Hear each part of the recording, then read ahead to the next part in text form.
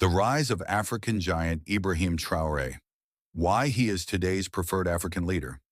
In the dynamic political landscape of contemporary Africa, few figures have captured the imagination of the continent's youth and pro-sovereignty movements as powerfully as Captain Ibrahim Traore, the transitional president of Burkina Faso. Since his dramatic ascent to power in September 2022, You are undoubtedly aware that a few hours ago, your peaceful sleep in the city of Ouagadougou was unfortunately disturbed by the sound of weapons. We sincerely apologize for this. We do not wish for it.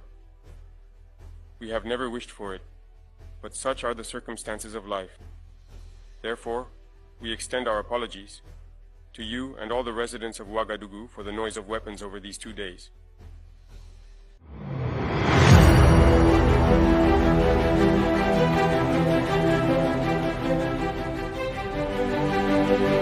Traore has emerged as a symbol of Pan-African defiance, bold leadership, and youthful ambition.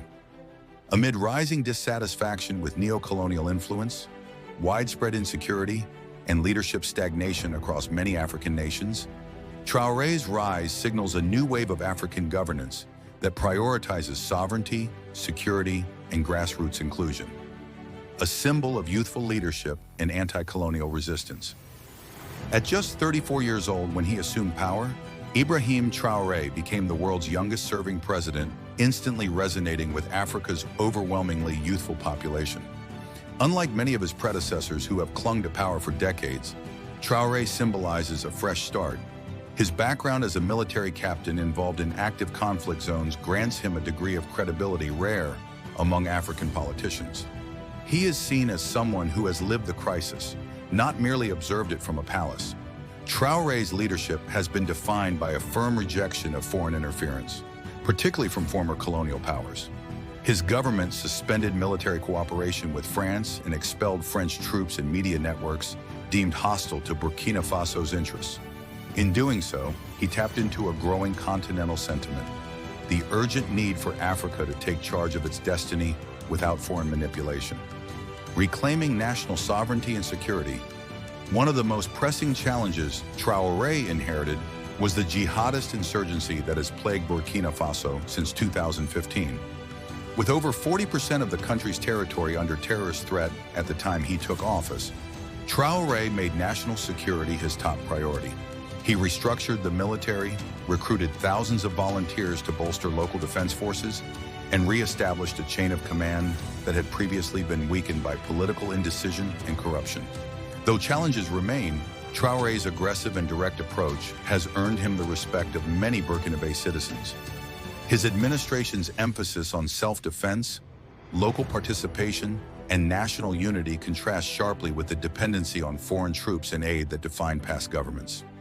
A voice for Pan-African unity. Beyond Burkina Faso, Ibrahim Traore has become a prominent figure in a broader Pan-African movement that advocates for political and economic independence from Western influence. Alongside leaders like Mali's Assimi Goïta and Niger's Abdourahmane Chiani, Traore has helped form the Alliance of Sahel States, AES, signaling a regional pivot away from Western alliances and toward African-led security and development frameworks. Traore's speeches, often delivered with candor and conviction, resonate deeply with ordinary Africans. He calls out hypocrisy in international relations, questions exploitative resource contracts, and challenges the narrative that Africa must always look outside for solutions. His unapologetic nationalism and his defense of African dignity have made him a favorite among Pan-Africanists and social justice advocates. A new model for leadership. While his leadership has drawn criticism from some quarters for its military origins and authoritarian overtones, many Africans argue that Traore represents a necessary corrective to decades of failed democracies propped up by foreign powers and riddled with corruption. For citizens weary of unaccountable civilian rulers and ineffective governance, Traore's no-nonsense style and grassroots focus offer a compelling alternative. In a continent crying out for bold, innovative, and uncorrupted leadership, Ibrahim Traore has quickly become a beacon of hope. Whether he remains in power long-term or not, his rise signals a deeper shift in African consciousness. one that values sovereignty, courage, and a leadership style that aligns with the aspirations of the continent's future.